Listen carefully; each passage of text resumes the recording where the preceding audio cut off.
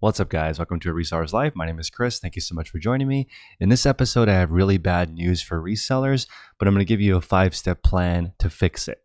So the bad news is that the government is going to give the bailout to corporations and not regular people. If this is like every other situation, the panic and problem will pass. So there are 5 things you can do right now to really take advantage of this situation and put yourself in a good position. You're going to need 2 things. You're going to need a planner, and then you're also going to need a journal. These are really important, and there's really all you need to get out of this situation. So the first thing you're going to have to do is look at the 11 systems that reselling is. They're right here.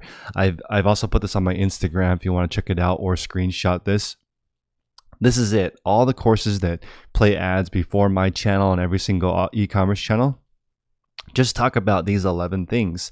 So what you need to do is get a journal and define where you're at in these different areas, and then use a planner to write down when you're going to improve these systems today or this week or this month. That's it. So I'm going to do this exercise with you guys right now, and then we'll be able to do this together and get an idea of how to actually execute this. All panics and problems will pass. Just focus on this, go on a low information diet, and just focus on your journal. What is it that you're actually doing? When are you going to do it in your planner? So number 1, finding profitable products and a system to get products. Grade yourself, A, B, C, D, or F.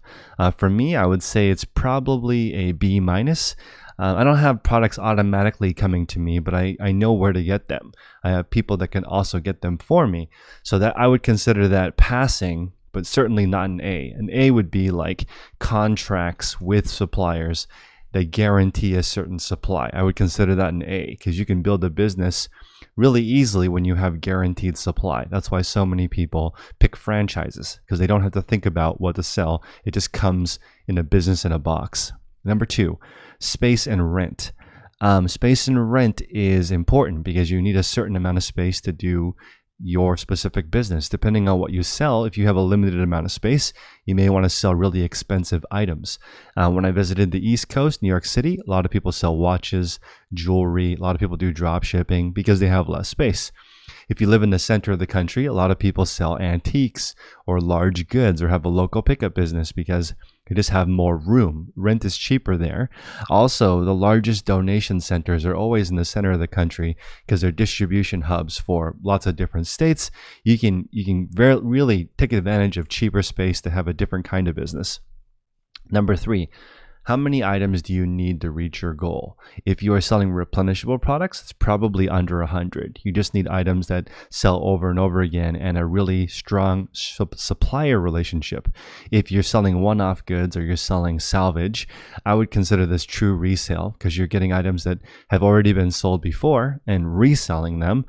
You're going to need a larger store. And most people do not know the size of the store they need. So if you don't know, I would consider that an F.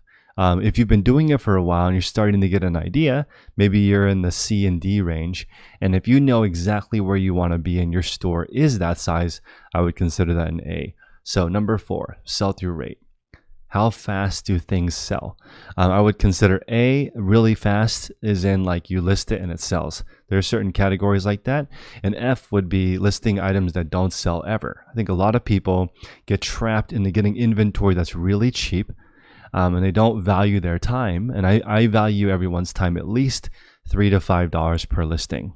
So if you get an item for free, it's not really free. It's negative $5 because you have to put your time into it to make it sell. So if you earn less than $5 profit on that item you got for free, the way I look at it, you actually lost money. So look at your sell-through rate.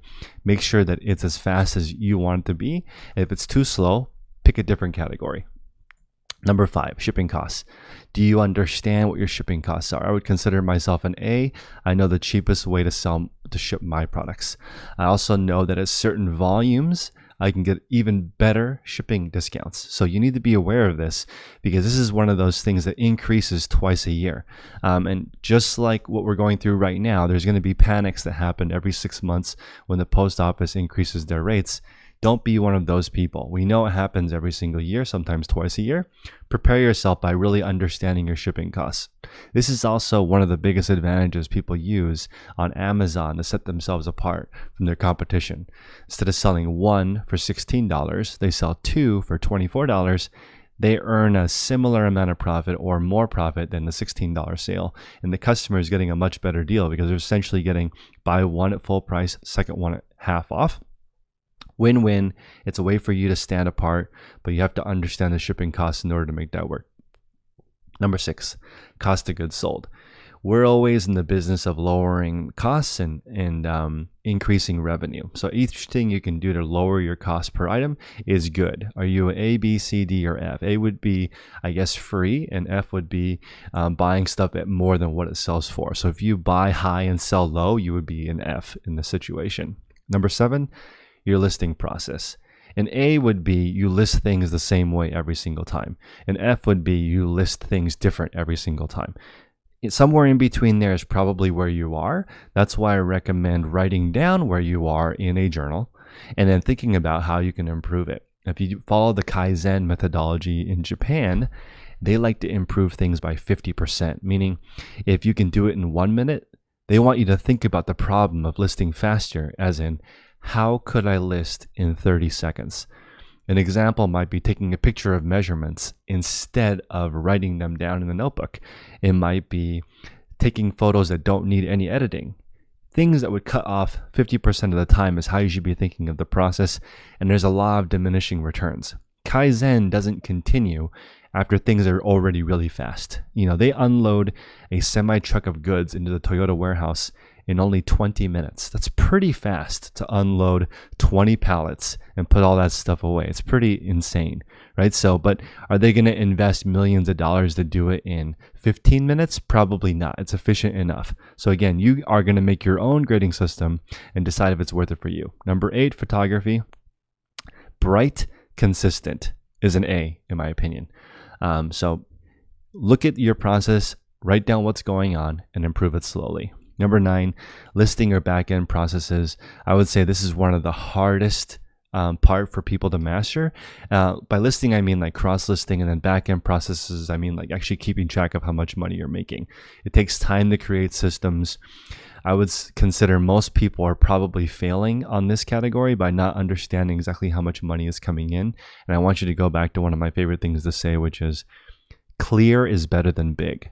You don't need a big resale business. All you need to know is understand where you're at, because if you understand where you're at, you can grow to any size. There's a lot of resellers who think that they can just grow out of this need to understand, but it doesn't work that way. There are gigantic companies that do $100,000 a day. They go out of business because they don't understand if they're actually being profitable or not. They're just paying the loan on the credit card or the bank loan. That's it. They're not really that profitable. Number 10, picking, packing, and shipping. Everything that you can do. I learned a new word, dunnage, and that's what you use in your package to prevent it from being damaged.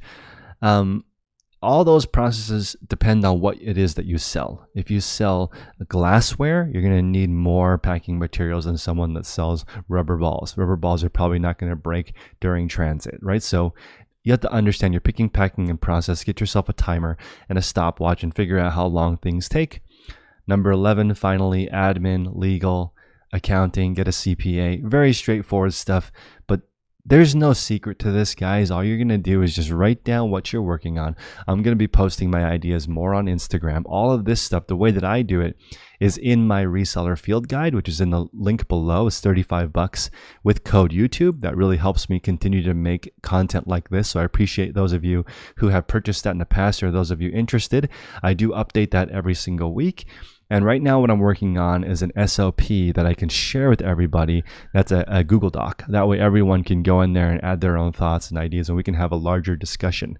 So I hope everyone out there is staying healthy, doing the best you can in this moment of crisis in our country. And I'll see you guys in the next show. Until next time, make progress daily.